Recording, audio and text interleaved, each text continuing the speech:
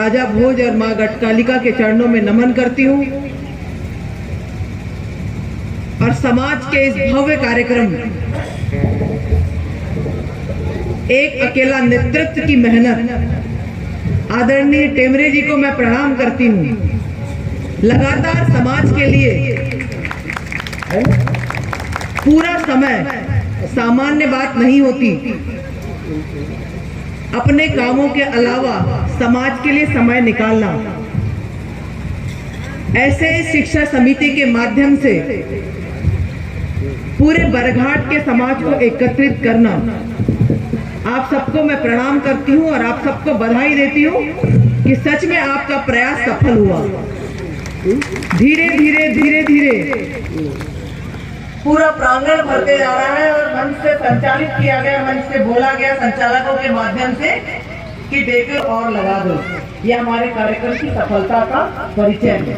इसलिए बहुत बधाई देना चाहती हूँ आप सबको कि जितना टेमरे जी को जानती हूँ, उन्हें जुनून रहता है समाज का। जब वो संघ में थे तब उसका जुनून था, लेकिन आज समाज सेवा में है तो समाज सेवा का जुनून है। और समाज को एकत्रित कैसे किया जाए, समाज की संस्कृति को कैसे जिंदा रखा जाए, समाज की संस्कृति को कैसे संचालित किया जाए, इसमें आपकी अग्रिम भूमिका रहती है। आपको बहुत बहुत धन्यवाद। आज के इस सुअवसर पर हमारे समाज का जो अपने गृहगाम मेंढा से चलकर सीधे आ रहे हैं, ऐसे हमारे मुरलीधर जी टेमरे और हमारी मामी जी भी आप सबके बीच में आई है, जिनका पुनर्जन्म हुआ है, कहूँ तो अतिशयोक्ति नहीं होगी। लेकिन फिर भी आपने उपस्थिति इस कार्यक्रम में दी है। सचमुच बरघाट क्षेत्र आपका बहुत धन्यवाद है, बहुत आभारी है।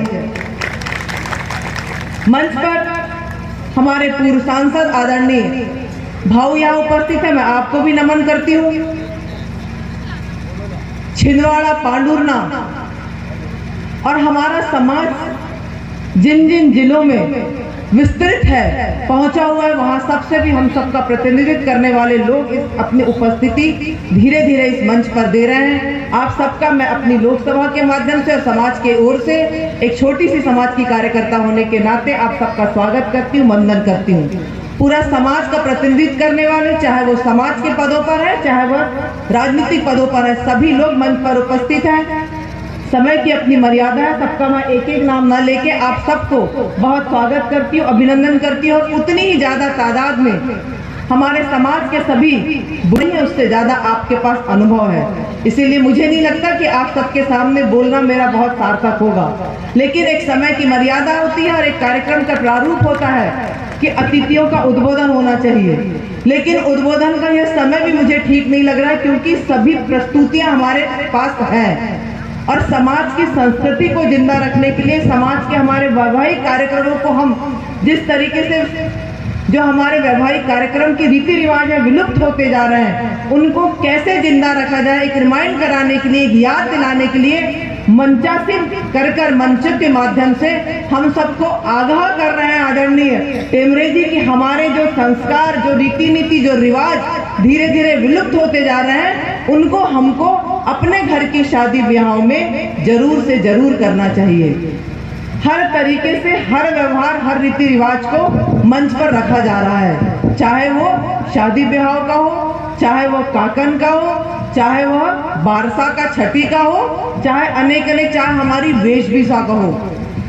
मुझे बड़ा अच्छा लगा कि वेशभूषा के माध्यम से भी हम बताना चाह रहे हैं कि इस दौड़ती भागती मॉडर्न दुनिया में हम जो भाग रहे हैं और अपने संस्कारों को भूल रहे हैं। लेकिन निश्चित तौर पर पातल और लुगड़ा पहन और धोती पहनना थोड़ा सा असहज हमारी नौजवान, हमारी नई पीढ़ी रख रही है, लेकिन मर्यादाओं का पालन करते हुए हमें साड़ी में अपनी लगन लगाने की जो परंपरा है वो हमेशा जीवित रहे, इसकी ओर ध्यान देना चाहिए।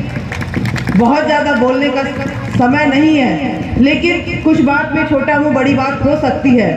हम अपने परिवार में, जो हमारी पूर्व वक्ता आदरणीय मीना दीदी बोल रही थी, संस्कारों की कहीं ना कहीं कमी हमें आजकल दिखने मिलती है, जिसका हम माता पिता और अभिभावकों पर ज्यादा जवाबदारी है। हमारे बच्चे अगर बाहर पढ़ने जा रहे हैं, वो क्या पढ़ रहे हैं, कैसे रह रहे हैं, उनकी दिनचर्या क्या है, इसकी जवाबदारी हम माता पिताओं की है। मेरे पति आदरणीय पारधी जी लगातार कई दिनों तक जिले के अध्यक्ष रहे, बालाघाट जिले के। हर 8 दिन में 15 दिन में समाज का कोई ना कोई वर और वधु पक्ष की मीटिंग हमारे घर में होती थी। तो मुझे बड़ा दुख होता था और मैं उनको कहती थी कि आप जोड़ने के लिए बने हो या तोड़ने के लिए। जिस तरीके से एक चिंता का विषय है, जिस तरीके से हमारे समाज में तलाक बढ़ रहे हैं, उस पर हमको विचार करना चाहिए। जो शिक्षा, मुझे जो लगता है जो शिक्षा एक वरदान हमारे समाज के लिए थी, वो धीरे धीरे कहीं अभिशाप तो नहीं बनते जा रही है। अभिशाप मैं इसीलिए कह रही हूँ क्योंकि आज की नौजवान पीढ़ी को, चाहे बालक हो चाहे बालिका हो, हमारे जो माता पिता इस प्रांगण में बैठे हैं, खुद चटनी पेच खाते हैं, खुद रूखा सूखा खाते हैं, लेकिन उनकी शिक्षा दीक्षा के लिए कोई कमी नहीं करते।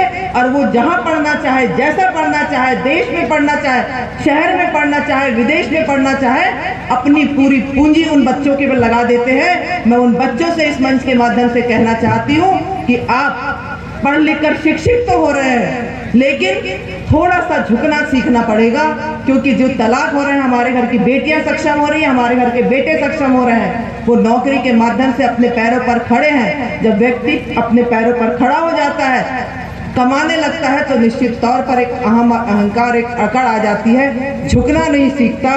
जो तलाक की बातें हैं, मुझे लगता है वो केवल इसीलिए, सामंजस्य जब तक आप सब में बीच में नहीं आएगा।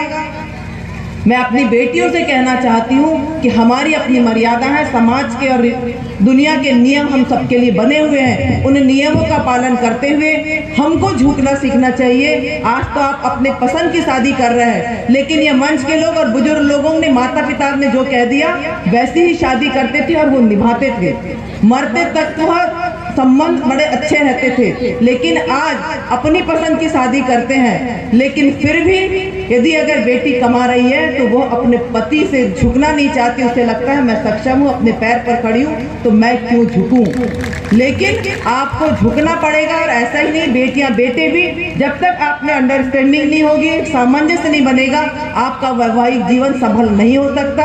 हम शिक्षा और संस्कारों की बात यदि अगर मंच पर करते हैं तो मुझे लगता है पहले हमें अपने परिवार से शुरू करना चाहिए। बहुत ज्यादा बोलने का विषय नहीं है। आप सब लोगों ने इस समाज को यहाँ तक खड़ा किया है। मैं पुनः इस समाज के माध्यम से, इस मंच के माध्यम से आप सबका बहुत धन्यवाद देना चाहती हूँ। यदि अगर सामान्य भारती पारदी आपके बीच में इस दायित्व के साथ यदि अगर उपस्थित हुई है तो आप सबका भरपूर आशीर्वाद मुझे मिला है। मैं दोनों हाथ जोड़कर आप सबके चरणों में नमन करती हूँ, वंदन करती हूँ, प्रणाम करती हूँ कि आपका यह विश्वास, आपका यह आशीर्वाद, मैं खरा उतरने का पूरा प्रयास करूंगी। आपकी कसौटी पर, आपके विश्वास पर खरा उतरने का प्रयास करूंगी। निश्चित तौर पर पहली बार किसी महिला को इस समाज ही नहीं, जिले ने नेतृत्व दिया है, तो आप सबकी अपेक्षाएं भी बहुत है। आप सबकी अपेक्षा पर खरा उतरने का भरपूर प्रयास करूंगी। चाहे मुझे जो करना पड़े, तन मन धन से मैं आप सबके साथ हूँ। एक सेवक के रूप में, आपकी सेविका के रूप में आपके लिए मैं राजनीतिक क्षेत्र हो चाहे सामाजिक क्षेत्र हो, मैं आपकी सेवा के लिए, आपके सेवक के रूप में सदैव